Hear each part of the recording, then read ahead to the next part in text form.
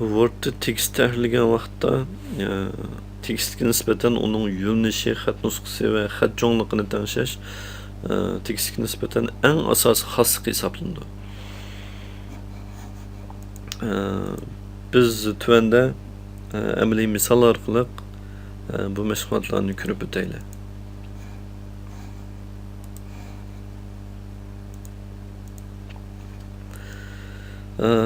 Word'da biz yangi bir hujjatni qurgan vaqtimizda bu nur belgininki sol tarafdan boshlanganligini ko'ramiz. Bu odatda nur belgininki yo'nalishi sol tarafda bo'lishi mumkin, o'rni yoki tekstning yo'nalishi sol tarafda bo'lishi mumkin, ya'ni soldan o'ngga bo'lishi mumkin. Odatda biz Uyg'urcha tekst yozgan vaqtda cho'qim buning yo'nalishini o'ngdan solga qilib tanlashimiz kerak. Navoda biz aralash yoziqlarni bir taraf qilsak, tekstimizninki asosiy mazmuni qaysi tilda bo'lsa, shu tilning yo'nalishi bo'yicha tanlasak bo'ldi. Masalan, biz Uyg'urcha bir maqola yozib, buning ichiga xanzurcha, inglizcha, boshqa yoziqlar yoki soldan o'ngga yozilgan formulalar qisilgan bo'lsa, bizning maqolamizning yoki tekstimizning asosiy tili Uyg'urcha bo'lganligi uchun yo'nalish cho'qim o'ngdan solga bo'linishi kerak. Agar yozganimiz xanzurcha yoki inglizcha tekst bo'lib, uningga bir qancha Uyg'urcha so'z yoki bir qancha Uyg'urcha jumla qisilgan bo'lsa, buning yo'nalishi soldan o'ngga bo'lishi kerak. Ya'ni biz cho'qim oldi bilan bu yerda yo'nalishni tanlab olamiz. Uningdan keyin bizning tanlaydiganimiz xat nusxasi. Ya'ni bu yerda xat nusxasini cho'qim bir Uyg'urcha xat nusxasiga tanlashimiz kerak Uyg'urcha xat yozish uchun. Windows'da odatda Microsoft Uyg'ur deb bir Uyg'urcha xat nusxasi ta'minlangan.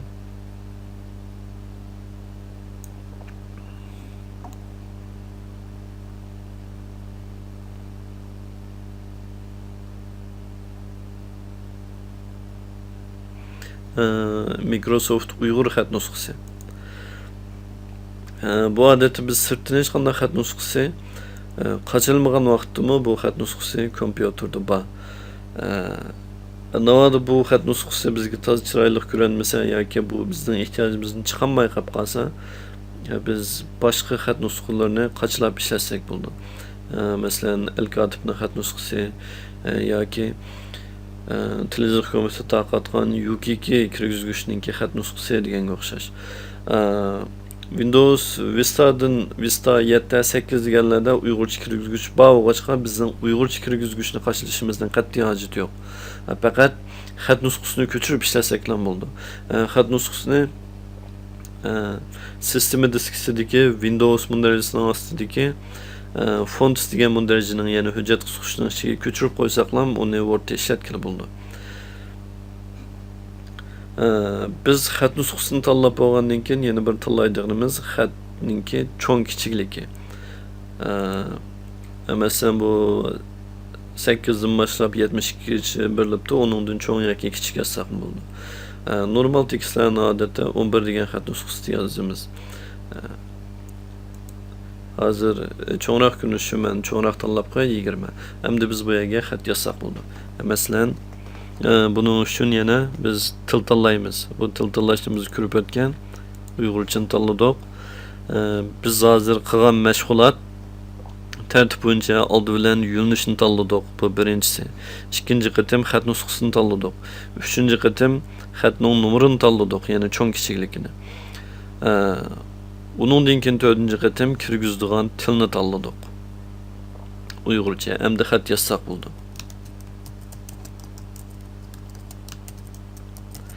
Masalan, ruxsat so'rash xati. Bu mavzu oldu, birinchi qur tugadi. Endi biz davomini yozmoqchi bo'lsak, ya'ni davomlashtirib yozib bersak bo'ldi. Masalan,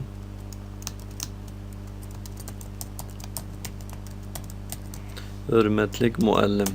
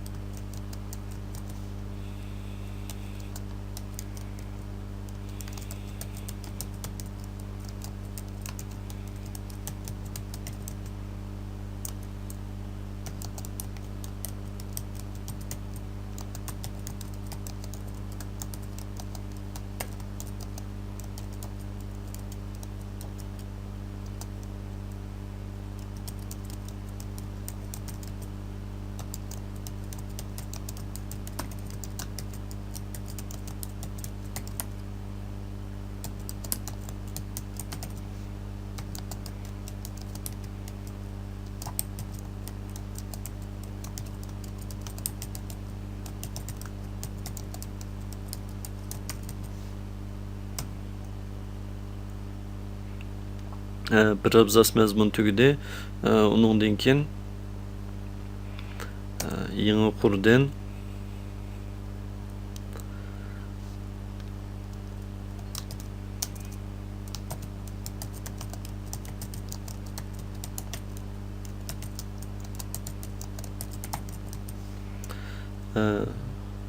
bu bir qur tugidi. Endi yil 2014-yili 10-oyning 22-kuni. Yani biz bir ruxsat so'rash xati yozdik. Bu yerda biz oldi bilan yo'nalishni belgiladik, xat nusxasini tanladik, xat cho'nligini belgiladik, undan keyin yozaverdik.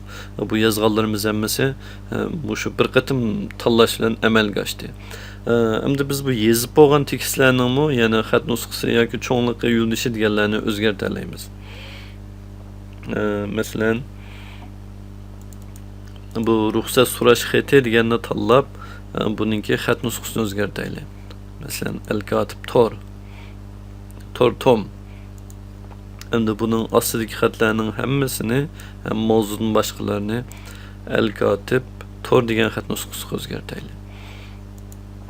Buning xat nusxasini o'zgartirdik. Endi bu yerga enterni bosib, quruq qo'shib, mavzu bilan asosiy mazmunni ayiraylik.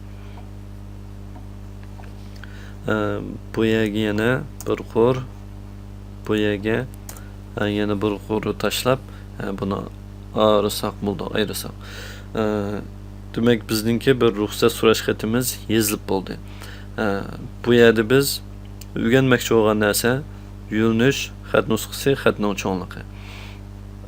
Endi asosiy mazmun bilan mavzuningki xat numeri odatda farqli bo'ldi. Shuni biz asosiy tekstning xat numerini sal kichiklatili. Masalan 16. Mavzu 20 turaversin. Bu mazmunda o'rganmoqchi bo'lganlarimiz shu yerda tugadi.